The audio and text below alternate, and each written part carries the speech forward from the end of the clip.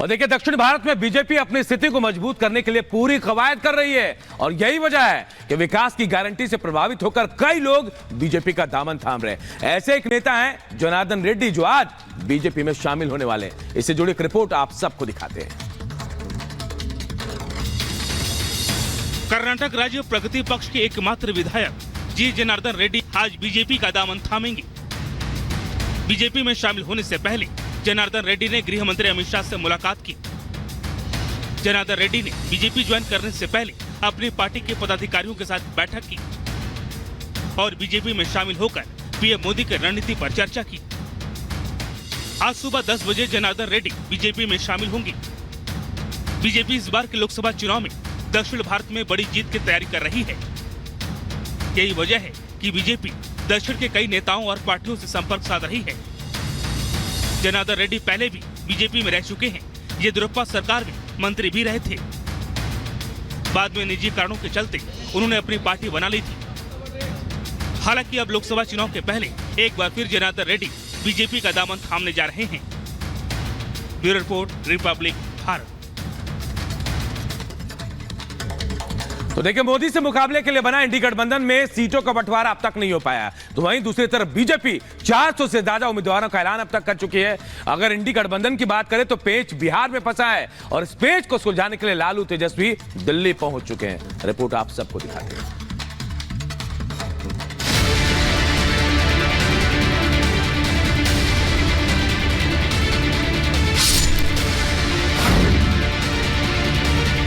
एकनाथ शिंदे, देवेंद्र फडणवीस, अजीत पवार, महाराष्ट्र में दिग्गज नेताओं की ये तिकड़ी जब से साथ आई है, हर दिन बढ़ता एनडीए का कुनबा मजबूती के नए कीर्तिमान स्थापित कर रहा है।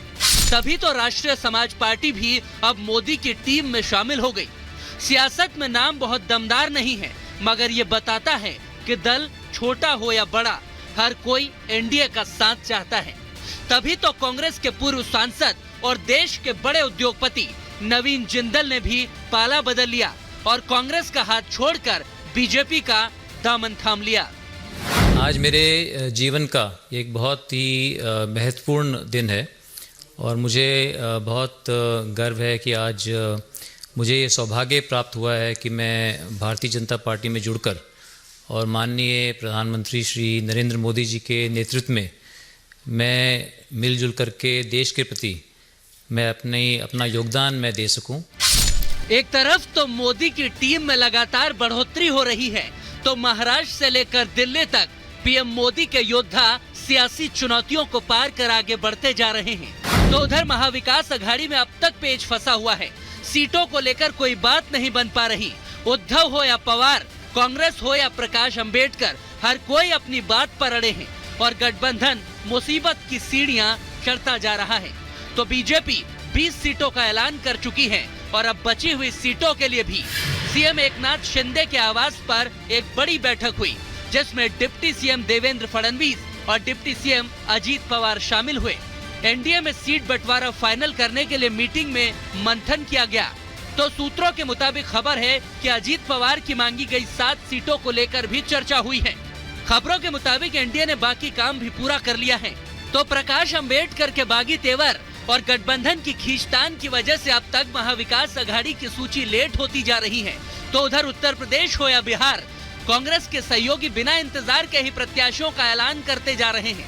अखिलेश यादव ने समाजवादी पार्टी के 2 और उम्मीदवारों के नामों का ऐलान कर दिया, जिसमें बिजनौर से सपा प्रत्याशी बदलकर दीपक सैनी को टिकट दिया गया है। तो मुरादाबाद से मौजूदा सांसद एसटी हसन पर ही भरोसा जताया गया है। क्या पूरा हिंदुस्तान या आप लोग प्रेस ये बात नहीं जानती कि अखिलेश यादव जी की लड़ाई किससे है? सिर्फ और सिर्फ उत्तर प्रदेश में अखिलेश यादव जी बीजेपी से लड़ सकते हैं और बीजेपी को हरा सकते हैं। जनता जानती है, मुसलमान जानता है कि इस वक्त हम बंटने वाले नहीं हैं। आज के दौर जो टाइम मुसलमान का इस देश में गुजर रहा है और गुजरा है, उसको देखते हुए मुसलमान कभी भी बटेगा। सपा का साथ छोड़ने वालों की फहरिस्त भी बढ़ती जा रही है, मगर मोदी योगी को रोकने के दावे कम नहीं हो रहे। इस बीच अखिलेश के एमवाई समीकरण में सेंध लगाने के लिए मायावती ने भी बड़ा दांव खेल दिया। एक ही दिन में 2 सूचियों में 25 नाम घोषित कर दिए। 16 नामों की लिस्ट में तो 7 मुस्लिम उम्मीदवार उतार दिए।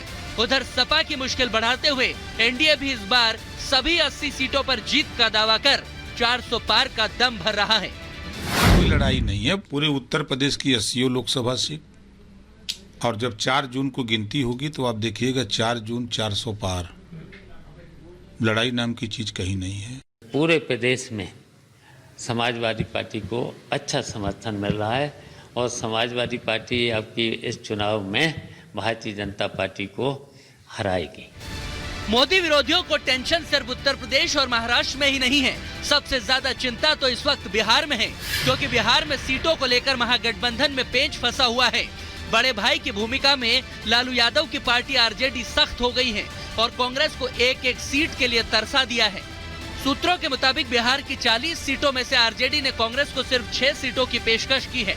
लालू यादव के ऑफर पर कांग्रेस राजी नहीं है। पहले कांग्रेस ने 12 सीटों पर दावा ठोका और अब 7 से 9 के बीच में वो मांग कर रही है, लेकिन कोई बात बन नहीं पा रही। ऐसे में लालू यादव, राबड़ी देवी और तेजस्वी यादव दिल्ली दौरे पर हैं, जहां कांग्रेस नेताओं से तेजस्वी की मुलाकात होनी है ताकि सीटों पर छिड़ा दंगल समाप्त हो सके। मगर जेडीयू ने अपने कोटे के 16 उम्मीदवार उतारकर अपने पुराने साथी यानी कि आरजेडी पर ताबड़तोड़ तंज कसे हैं।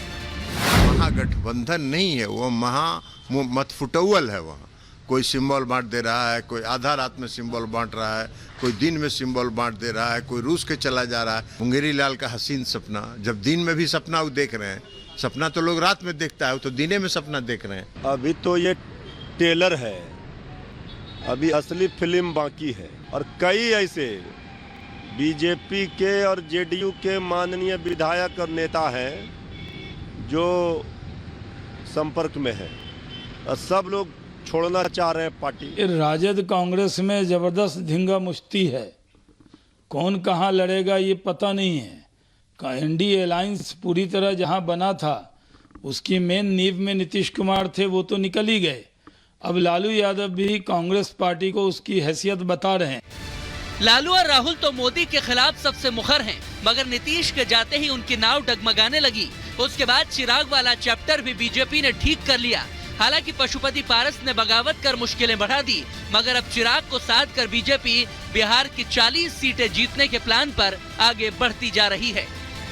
तमाम एनडीए के साथी मजबूती से एक साथ एकजुट होकर 40 की 40 सीटें जीतकर हमारे प्रधानमंत्री जी की झोली में देने के लिए हम सब लोग तैयार हैं। चुनावी मौसम है, ऐसा होता है।